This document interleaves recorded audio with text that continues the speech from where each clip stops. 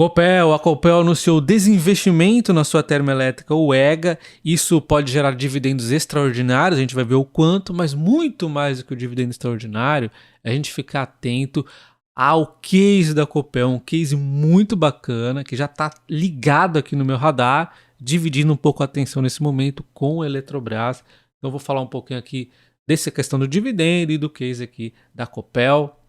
Então o valor base da venda da Copel foi de 358 milhões, proporcionalmente à participação que a Copel detém de 81,2%, foi então de 291 milhões. Esse aqui não é o que pode gerar o dividendo, vamos mostrar aqui, os analistas até calcularam para a gente que, considerando o valor patrimonial de 291 milhões da participação da Copel, essa transação gera 420 milhões de valor presente líquido, então já é um ganho bastante bacana de 14 centavos por ação, não é aqui o dividendo ainda, e sim aqui ó, que poderia gerar um dividendo, que é a transação pode gerar cerca de 300 milhões em ganhos extraordinários antes dos impostos no primeiro trimestre de 2024, potencialmente traduzindo-se em maiores dividendos. Então, vamos usar aqui esses 300 milhões.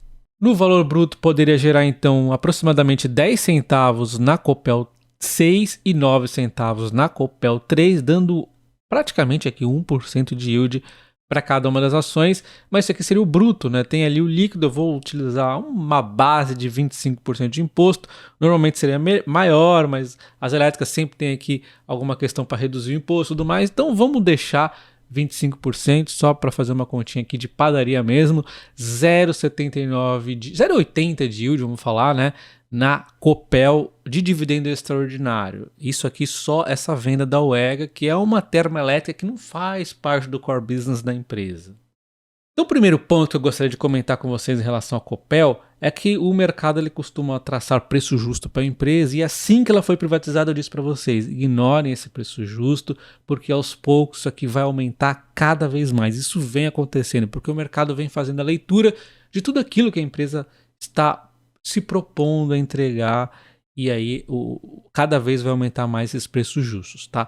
Então, enfim, ignore um pouco os preços justos, saiba que a empresa tem muito a entregar, e é isso que a gente vai falar um pouco nesse vídeo de forma resumida, lembrando aqui que ela tem muita eficiência operacional para entregar. Aqui está o grande segredo da empresa, como por exemplo a otimização do PMSO e a eficiência fiscal e societária, tá? Então aqui é que está o principal ponto positivo em relação à empresa, mas não é só aqui, tem muito mais. Vamos começar então com o PMSO.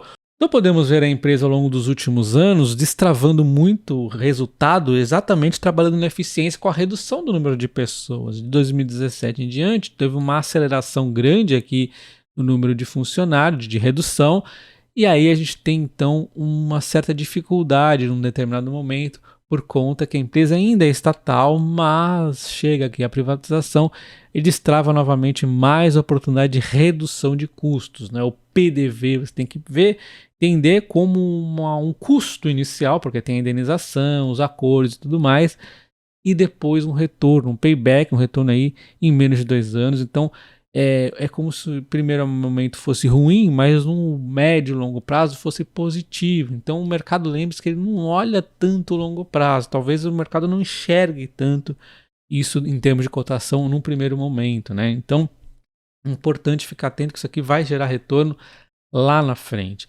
A gente vê aqui eles projetando de 460 a 480 milhões só nessa primeira fase de 24 a 26 aqui, né?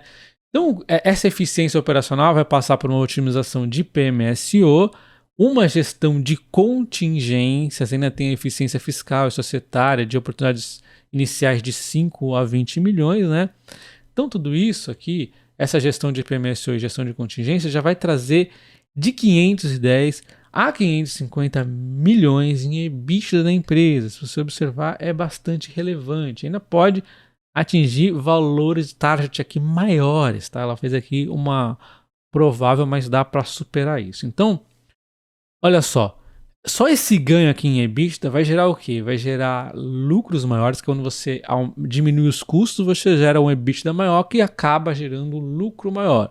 Gerando lucro maior, você acaba gerando uma cotação que vai seguir o lucro, isso que o mercado acaba fazendo em algum momento, e também um dividendo maior, porque se o lucro aumentou, o dividendo também vai aumentar.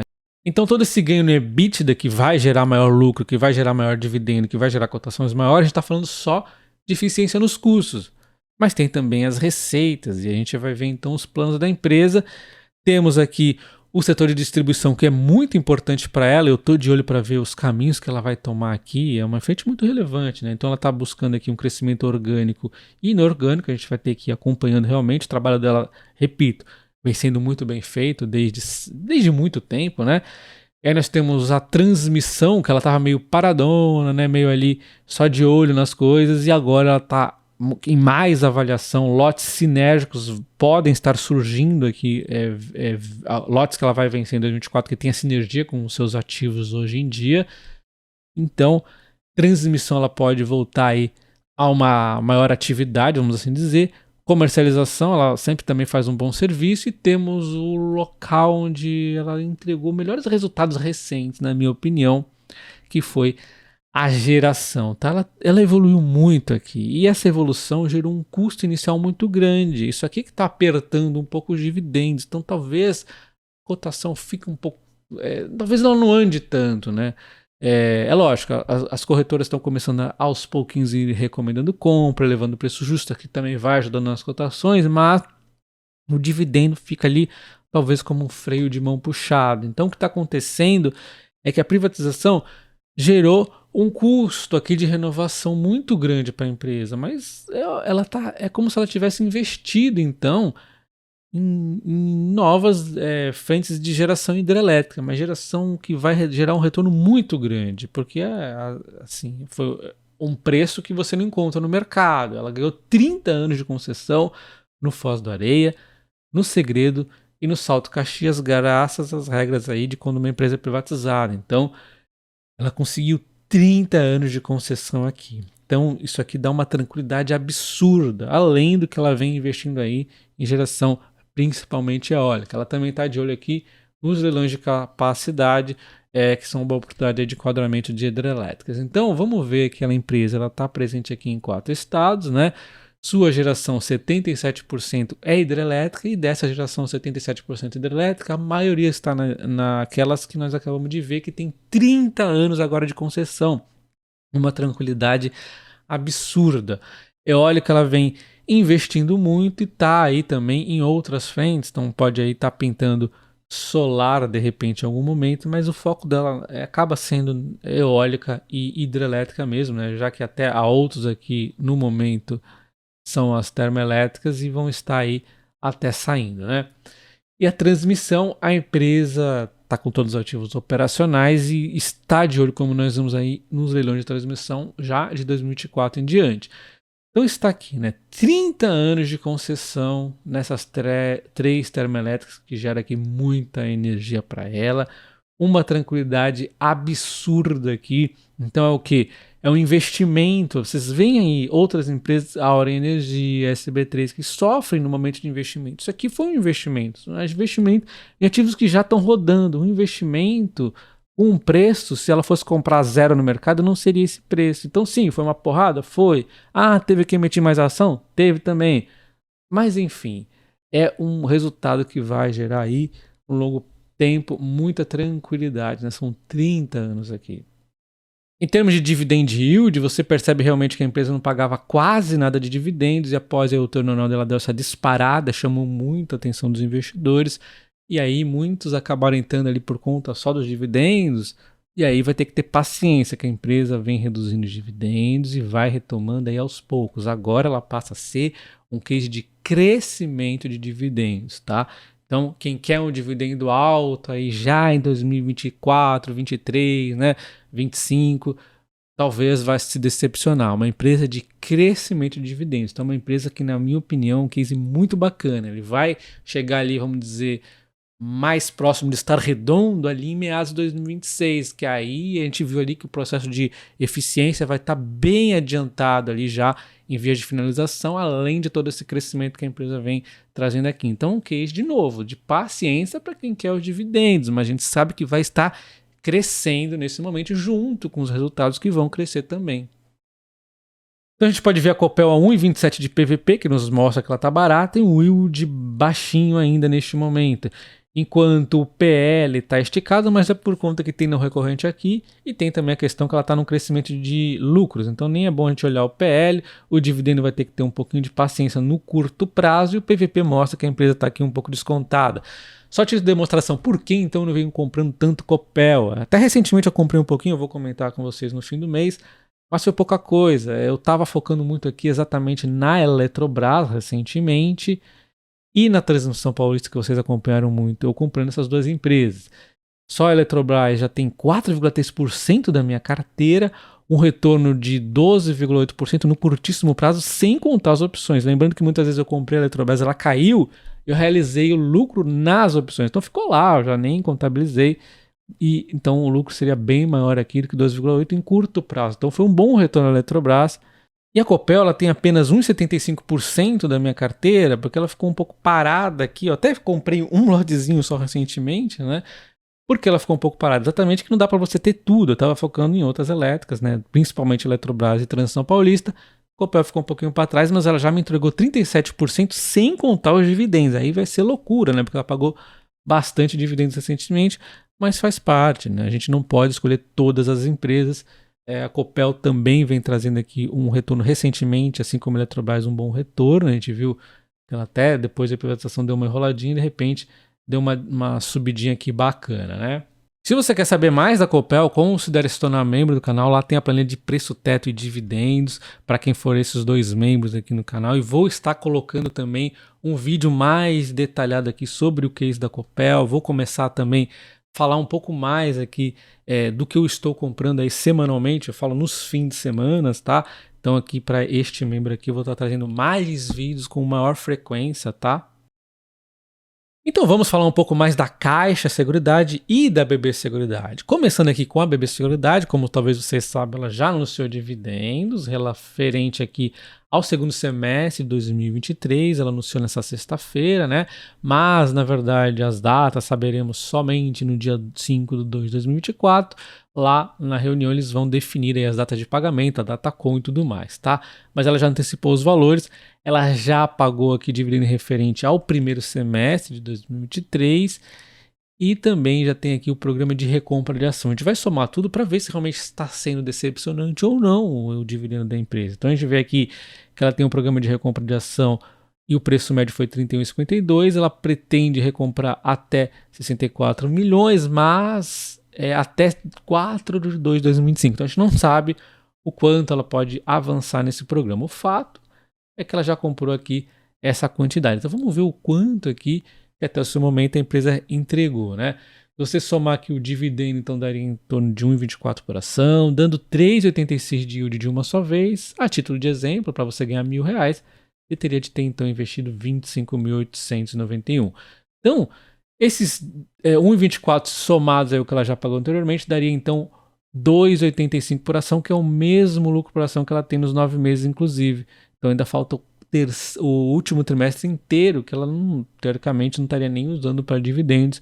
Mas se a gente somar aqui o recompra de ação, ela já pagou, então está pagando aqui, retornando ao acionista indiretamente também, um total de 3,08 por ação. E aí fica uma questão curiosa. Se a gente fizer as contas aqui do que ela deve entregar no quarto trimestre de 2023, que na minha opinião seria mais ou menos próximo do que ela entregou no terceiro trimestre. Então isso aqui vai nos levar a um payout que eu já vou mostrar, mas olha só, vem aqui comigo. A gente sabe que o IGPM provavelmente não vai ter esse impacto negativo, vai ser melhor do que esse número do segundo trimestre, mas eu acredito que vai ser um pouco menor aqui do que em relação ao que entregou aqui no terceiro trimestre. É bem difícil prever essa questão de IGPM ao longo de um trimestre, no ano fica mais fácil, mas de qualquer forma é aqui o meu palpite, tá? E aí a gente tem então um lucro que, na minha opinião, vai subir um pouquinho no lucro aqui normalizado, que a operação está evoluindo um pouco, e tem também o resultado financeiro que, por enquanto, ainda não deve ter grandes impactos, tá? Porque a gente está vendo que a Selic está caindo, mas a empresa está também dando uns ajustes na sua carteira. Então, de forma resumida, eu acredito num lucro mais ou menos próximo em relação ao terceiro trimestre. Com isso, nós teríamos, então, um lucro total no ano de 3,89. Se a empresa está nos retornando 3,08 por ação, ela estaria tendo então um payout, né, em dividendo de 73,1, aqui que é o payout verdadeiro, mas se a gente contar só a título de demonstração aqui, a recompra de ação também seria mais 6%, então 79,1% de entrega em relação ao ano exercício, que é um pouco curioso. Será que pode ter alguma coisa aí ruim no resultado da empresa? Porque isso aqui é um payout bem baixo, né?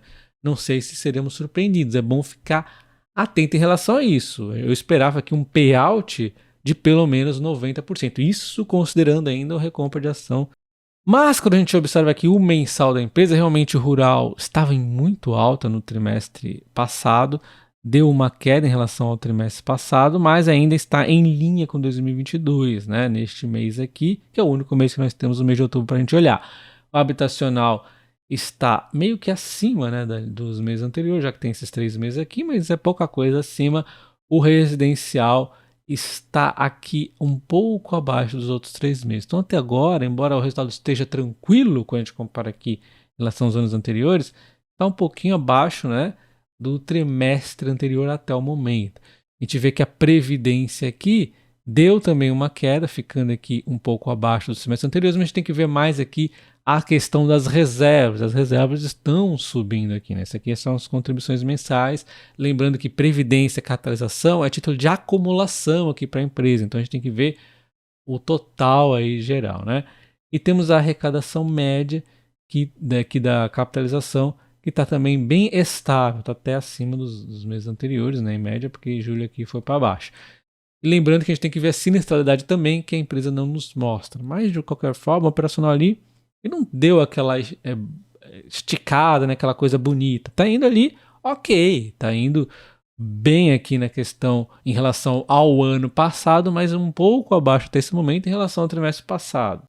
Então vocês podem ver que ao longo desses últimos trimestres a Caixa de Seguridade tem performado muito melhor nas cotações, o mercado tem elevado os preços justos. Vocês tinham visto lá, eu comentar lá atrás que eu vi a Caixa de Seguridade mais barata que a BB Seguridade. Isso aqui foi realmente mudando e agora as empresas estão até mais ou menos niveladas. O mercado ainda vê um pouquinho mais barato agora a BB Seguridade, mas você vê que a distância diminuiu. Eles elevaram aqui os preços da Caixa Seguridade. E aqui a gente olha então o resultado da Caixa Seguridade em previdência, lembrando que é acumulação. A gente vê aqui as mensais diminuindo, deu uma diminuída em relação, praticamente em linha em relação ao mês passado, mas deu uma diminuída em relação aos 2 meses anteriores, né?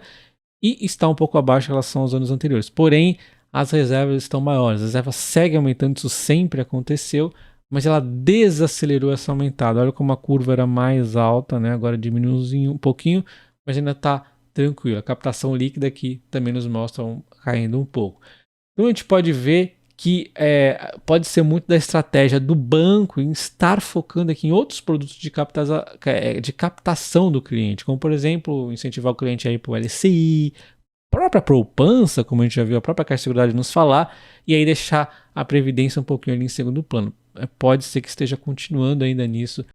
E aí que a gente vai na parte de seguros, a parte ali de riscos, nós temos a performance no habitacional indo muito forte, bem acima dos anos anteriores, acima dos meses anteriores, está indo muito bem. A vida também deu aqui uma esticadinha. O prestamista também foi muito forte. O residencial também foi muito forte.